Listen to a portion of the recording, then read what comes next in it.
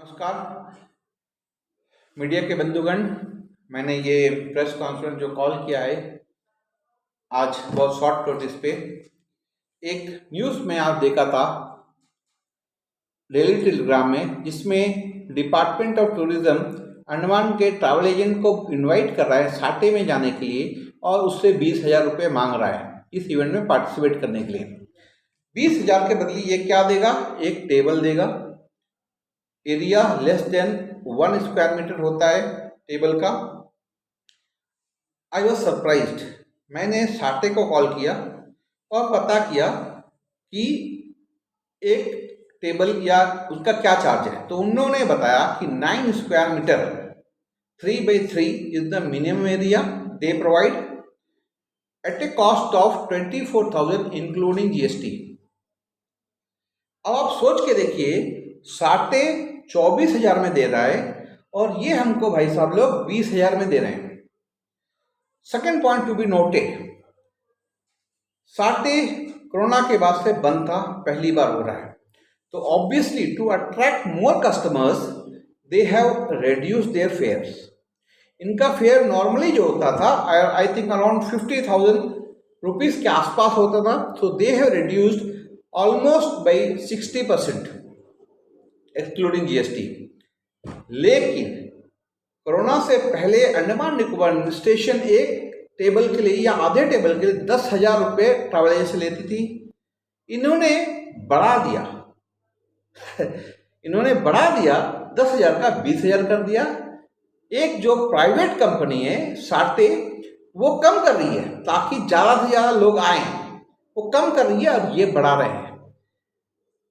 अब मैंने ये भी पता किया, अंडमान टूरिज्म ने 50 स्क्वायर मीटर एरिया लिया है।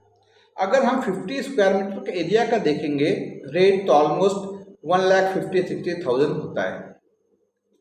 अभी ये 20,000 के हिसाब से अगर 5 ट्रैवल एजेंट भी आ गए तो 1 लाख आपका यहाँ से आ गया, तो आप 50,000 ही खर्चा करोगे। एम्प्लॉय आना जाना छोड़ दीजिए, वो तो बाकी ट्रैवल एजेंट भी कर रहे, जो स्टॉल है वहाँ पर है, बस 50,000 खर्चा करोगे आप। और जो मैं देखा हूँ, जो लोग आते हैं वो उस मैनेजर से कम बात करते हैं, इन ट्रैवल एजेंट से ज़्यादा बात करते हैं। तो ये लोग जो होते हैं, इंक्लूडिंग मैं भी जब करता था, सुबह 9 बजे से लेकर शाम को 5 बजे तक हमें खड़ा रहना पड़ता था, खाने पीने का टाइम भी नहीं मिलता था, ये हालत हो जाता था। तो एक तरफ, जैसा मैंने बोला आपको, एक तरफ एक प्राइवेट कंपनी अपना रेट 50-60% गिरा रही है, दूसरे तरफ एक अंडमान निकोबार एडमिनिस्ट्रेशन अपना रेट डबल कर रही है, 100% डबल कर रही है। ये मेंटेलिटी, इनका जो दिमाग है, ये ऐसा क्यों काम कर रहा है? Because no one is questioning them. Andaman Nicobar का सबसे बड़ा और सबसे पुराना tourism association, Andaman association of tour operators, जिसको विनोद भाई कंट्रोल करते हैं, इनका एलजी चीफ सेक्रेटरी सबसे रोज मिलना, उठना, बैठना, चाय पानी सब कुछ होता है। बहुत सारे इवेंट में देखे मिलते हैं। इनको कभी ये ख्याल नहीं आया कि ऐसा नहीं होना चाहिए। जबकि मैं जब कर्नाटका में था, मैंने भी एक ट्रैवल इंडस्ट्री के हिसाब से कर्नाटका में स्टॉल रखता था। कर्नाटका में 5,000 रुपये लेते थे, सिर्फ 5,000 फॉर द कंप्लीट टेबल। और अभी ये कितना चार्ज करे? 20,000। Can you imagine? 4 टाइम्स। और जबकि कर्नाटका से दिल्ली जाने के लिए फ्लाइट से फटाफट पहुंच जाते थे, ट्रेन से पहुंच जाते थे। यहाँ से फ्लाइट का कॉस्ट आप सोचिए।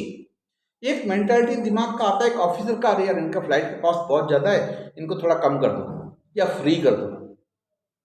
सोच के देखिए क्यों? क्योंकि ये जो ट्रैवल एजेंट एसोसिएशन आपका, ये आवाज़ नहीं उठाते हैं।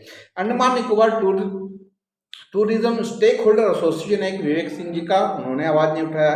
Tourism association of Andaman Nicobar है, टान कोई, उन्होंने आवाज़ नहीं उठाया। टूरिस्ट व्हीकल ओनर्स एसोसिएशन, उन्होंने आवाज़ नहीं उठाया। Andaman Nicobar tourist vehicle driver welfare association, आवाज़ नहीं उठाया। ऐसे सारे बहुत, होटल का एसोसिएशन है, बोट का एसोसिएशन है, स्मॉल बोट का एसोसिएशन है, बहुत सारे एसोसिएशन है, लेकिन कोई आवाज़ नहीं उठाता है। तो ये जो सेक्रेटरी है या दानिक है, ये अपनी मनमानी क्यों नहीं करे? ये खून चूसे क्यों नहीं चूसेंगे आपका, बताइए। अगर एक मच्छर आपकी इधर में बैठता है और वो आप जब तक नहीं मारोगे तब तक वो आपका खून चूसेगा, ये याद रखिएगा। मैं चलिए उल्टे तरफ से देखते हैं। अभी अंडमान निकोबार से तो कुछ नहीं दिया, मानते हैं। अब आप लोगों ने, मैं आपकी बात कर रहा हूं, जो ड्राइवर हैं, जो दिन भर ड्राइवर करते हैं, जो बोट चलाते हैं, जो दिन भर फोन में लगे कस्टमर को सेल्स करते हैं, जो दिन भर बैठ के मार्केटिंग करते हैं, होटल वाले ओनर्स जो लोन चुकाने के लिए ईएमआई के लिए मरते हैं, आप लोगों ने सब मिलकर अंडमान निकोबार एडमिनिस्ट्रेशन को क्या दिया। मैं कुछ डेटा दिखाना चाहता हूं आपको, देखिएगा आप लोग।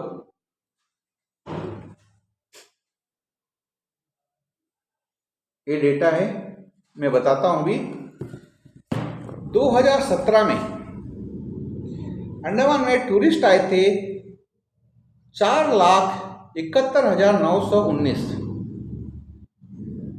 और मैं ये मान के कैलकुलेशन पूरा मैं मान के चल रहा हूँ, एक जो ट्रैवलर है अंडमान में आके 25,000 की खर्चा करता है थ्रू आउट 2017 से 2022 तक, सेम रखा हूँ एवरेज, तो इजी कैलकुलेशन। ये खर्चा खाने में जो भी करता है, ऑटो में, बस में, या शिपिंग खरीद लिया, सब कुछ, क्योंकि पैसा अंडमान में जा रहा है। पैसा कहाँ का था? बाहर का था, मेनलैंड का था या फॉरेन का था, वो पैसा अंडमान में जा रहा है। तो ये पे काउंट कर रहा हूँ, और इसके ऊपर अंडमान निकोबार गवर्नमेंट को जीएसटी मिलता है और टैक्स मिलती है। तो 2017 में 4,71,919 जो टूरिस्ट आए थे, इन्होंने जो रेवेन्यू अंडमान निकोबार के स्टेक होल्डर जो है उन्होंने जनरेट किया वॉपिंग 1,179.8 करोड़। अगर रफली बोलेंगे 1,180 करोड़ आपने अंडमान निकोबार स्पेशल अंडमान में पैसा मंगवाया, अंडमान में पैसा मंगवाया, इसमें से कुछ टैक्स गया। सोच के देखिए, इसमें से अगर आप 10% भी टैक्स काटेंगे ना, 100,000 करोड़, सॉरी 100 करोड़ अंडमान निकोबार के बाद जाता है। 2018 में 4,98,279 के हिसाब से 1,245.7 करोड़ मिला अंडमान निकोबार में आया। 2000 जंप करते हैं 2021 में, बहुत गिर गया कोरोना के बाद, सिर्फ 54,529 टूरिस्ट आए थे और 136 करोड़ मिला हमें, बहुत कम। 2022 में 1,36,190 कस्टमर आए थे, टूरिस्ट आए थे, और 340 मिला। अब यहीं से हमें एक कॉमन आदमी जो है उसको दिख जाता है कि भाई 1,200 करोड़ और 136 करोड़, इतना जब पैसा कमाया तो अंडमान के लोग की जीना किस हालत में होगा। लोग कैसे ईएमआई भर रहेंगे अपने होटल का, बोट का, गाड़ी का। तो ऐसे में दिल पिघल के बाहर आ जाना चाहिए, भाई तुम लोग फ्री में जाओ यार, फ्री में लो, एयर टिकट भी लो, तुम लोग, रहना फ्री कर दूंगा, सब कुछ फ्री कर दूंगा, गेस्ट हाउस में बोल दूंगा तुम लोग जाओ, तुम अंडमान को एडवर्टाइजमेंट करो, लोग ज़्यादा से ज़्यादा आए यहाँ पे टूरिस्ट। लेकिन नहीं। और मैं जो डेटा दे रहा हूँ अंडमान टूरिज्म की वेबसाइट से ही दे रहा हूँ। एक बहुत अच्छा चेंजेस दिखा मुझे, अच्छा इन से मेरे लिए अच्छा, लेकिन इसके लिए बहुत, आप लोगों के लिए बहुत खराब है। 2015-16 में 87,000 नए कस्टमर, नए मतलब नए नहीं, पिछले साल से ज़्यादा आए थे कस्टमर। 2016-17 में भी पिछले साल से 87 के आसपास ज़्यादा आए थे, लेकिन 500 कस्टमर कम आए थे। मतलब पिछले साल का जो इंक्रीज था उस साल से इस साल का जो इंक्रीज है कम आया था, 500 लोग। सरप्राइजिंगली 2016-17 में 87,000 आए थे ज़्यादा, 2017-18 में 26,360 लोग आए थे। आप देख रहे हैं 87,000 और 26,000, टूरिज्म में बहुत गिरावट आया। Increase of the flight fair हो या टूरिज्म के जो अंडमान का टूरिज्म स्टेक प्रॉपर नहीं करता, क्रोकोडाइल, यहाँ लोग मर रहे हैं, वहाँ ये हो रहा है, एक्सीडेंट हो रहा है, इंसिडेंट हो रहा है, यहाँ बोट बंद है, वहाँ बोट है, जॉली बॉय बंद है, ये बंदे वो बंदे, तो लोग परेशान हो गए। यहाँ से अंडमान का टूरिज्म एक्चुअली देखकर डिक्लाइन होना शुरू हो गया। उसके बाद आप और दोबारा सरप्राइज होंगे, अभी तक कोरोना नहीं आया है। 2018-19 में सिर्फ 7,119 लोग ज्यादा आए। सोच के देखिए, 87,000, 26,700, और उसका अगला साल तो कोरोना आ गया, माइनस 3.25 लाख लोग कम आए कोरोना काल में, वो तो नेचुरल है। और 2020-21 में भी 65,000 लोग कम आए, ये डिक्लाइन दिख रहा है। अभी मैं एक चीज फैक्ट और एक इंटरेस्टिंग रखना चाहता हूं आपके सामने में।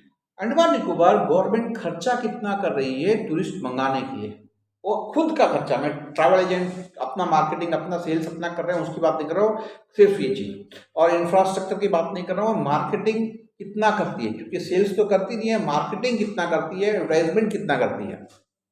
यस यस, मैं उस पर आऊंगा। मैं वही बोल रहा हूँ कि देखिए अंडमान निकोबार का एडमिनिस्ट्रेशन किस तरीके से इन लोगों को बेवकूफ़ बना रही है और दिखा रही है कि बहुत कर रहे हैं, उसी पे मैं आ रहा हूँ। तो मेरे आंकड़े के हिसाब से 2015-16 में अंडमान निकोबार एडमिनिस्ट्रेशन, बहुत रफली मैं बात कर रहा हूँ, सिर्फ 11 रुपये खर्चा करती थी एक नया देखिए नया सारे नया कस्टमर। अंडमान में रिपीट कस्टमर नहीं आते हैं, क्योंकि अंडमान का जो हालत है रिपीट कस्टमर नहीं आते हैं, गोवा में जाते हैं रिपीट कस्टमर्स, राइट। तो जो मैं मानता हूँ 100 लोग आए थे, 100 लोग वापस जाके माउथ टू माउथ एडवर्टाइजमेंट करके 100 लोग को भेज दिए। मैं उनकी बात नहीं कर रहा हूँ, मैं 120 जो आए सिर्फ 20 लोगों की बात कर रहा हूँ। तो वो 20 लोगों को मंगाने के लिए, मतलब 87,868 जो लोग आए थे, इनको मंगाने के लिए अंडमान निकोबार गवर्नमेंट ने सिर्फ 11 रुपये खर्चा किए पर टूरिस्ट। सिमिलरली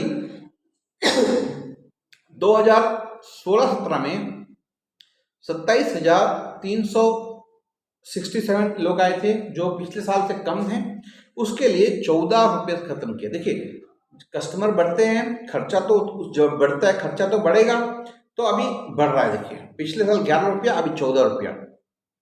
उसके अगले साल 2017-18 में 26,000 आए थे, पिछले साल से ज़्यादा, तो अभी रेट बढ़ के कितना हो गया, 56 रुपीज़ एक कस्टमर को मंगाने के लिए।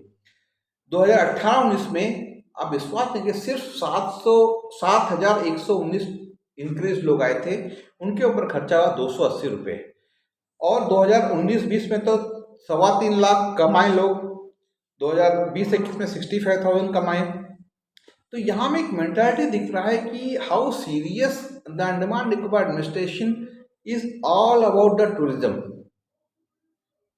इस तरह का मेरे पास डेटा है मंथ वाइज भी, जो इन्हीं का वेबसाइट से लिया, आपको दिख जाएगा। तो ये मेरा ओवरऑल बोलना था। जी जी जी जी जी, राइट। अगर आप अगर चाहते हैं तो मैं फटाफट 1 मिनट में बता देता हूँ। जो इंडिया का जो मेन टूरिज्म फेस्टिवल होता है, उसमें सबसे टॉप में है साटे, जो अभी हो रहा है। ये साउथ ईस्ट एशिया, इसको बोलते हैं south Asian travel and tourism exchange. ये पूरा, उसमें मैक्सिमम फॉरेन का हर देश, ऑलमोस्ट हर देश आता है। मैक्सिमम इसमें जो होते हैं, मतलब टूरिज्म मिनिस्टर इसको ओपनिंग करने आते हैं, बहुत अच्छा इवेंट होता है। फिर एक होता है OTM, आउटबाउंड ट्रैवल मार्ट, ये भी इक्वल है लेकिन थोड़ा सा नीचे है उससे, साटे से। फिर एक होता है ITF, इंडियन टूरिज्म फेस्टिवल। इसमें क्या होता है, ये इंडिया के मेजर सिटीज में होते हैं। फिर एक होता है IITM, India international travel mart, ये बड़ी सिटी में भी होता है, छोटी सिटी में भी होता है। तो यहाँ पे लोग जाते हैं, सारे इंडिया के हर स्टेट, हर उससे जाते हैं, और इससे फ़ायदा भी होता है। ऐसा नहीं है कि फ़ायदा नहीं होता है, क्योंकि आप अगर अपना 100,000 कार्ड लेके गए, पैम्पलेट लेके गए, वो लोगों के पास जाता है। और ऐसा नहीं है कि, ऐसा फनल नहीं है कि ये फनल जैसा आपने बना के इसके अंदर जो भी गिरेगा आप ही के पास आएगा। मैं XYZ ट्रैवल एजेंट हूँ, मैं दिल्ली गया, 1 लाख लोगों को बता दिया, तो वो तो पहले मुझे कांटेक्ट करेंगे, लेकिन जब मुझसे डील करें, कस्टमर्स आर वेरी एक्सप्लोरिंग, तो उन लोग मुझसे जब बात करेंगे, हो सकता है मेरा डील पसंद ना आए, तो उन लोग गूगल करेंगे, they have decided that they want to go Andaman, but they have not decided I want to go with XYZ only, they will look for all the options. हाँ, देखिए अंडमान को कोरोना के बाद बहुत अच्छा ऑप्शंस मिला था। एक फर्स्ट लॉकडाउन के बाद अंडमान जब पूरे कोरोना इंडिया में ऐसे जा रहा था, तो अंडमान का कोरोना यहाँ 0 हो गया था, तो वो टाइम बहुत अच्छा अपॉर्चुनिटी था। बाहर के थोड़े थोड़े लॉकडाउन खुल रहे थे, उस टाइम में अगर अंडमान निकोबार एडमिनिस्ट्रेशन खर्चा करता मेनलैंड में, सोशल मीडिया में या टीवी में, सब लोग टीवी देखते थे, सब टीवी में ऐड डाल देता, तो सारे लोग यहीं आते। जब खुला था थोड़ा टूरिज्म, आप देखो शिमला उमला में एकदम रोड जाम हो गया, ट्रैफिक जाम हो गया था, यहाँ में कुछ नहीं हुआ था, क्योंकि उन लोग एडवर्टाइजमेंट करते, यहाँ के लोग नहीं। सेकेंड लॉकडाउन में और एक अपॉर्चुनिटी आया, जब फर्स्ट लॉकडाउन सेकेंड लॉकडाउन में सारे कंपनीज क्या कर दिए, लोगों को बोल दिया कि work from anywhere, you can work from anywhere. उस टाइम में एक बहुत अच्छा ऑप्शन था, अंडमान निकोबार एडवर्टाइजमेंट करता मेनलैंड में, और सारे कॉर्पोरेट में, अगर सारे कॉर्पोरेट में एक लेटर भेजता कि we are offering you work from beach, तब तक 4G आ चुका था, work from beach, work from hotel, अगड़म बगड़म, वर्क फ्रॉम रॉक, तो बहुत अच्छा होता था। Right, thank you. तो ये मेरा कुछ पॉइंट था, आई होप इससे आप लोगों को शायद फायदा होगा, एंड मैं आप सब लोग का बहुत बहुत धन्यवाद बोलता हूँ।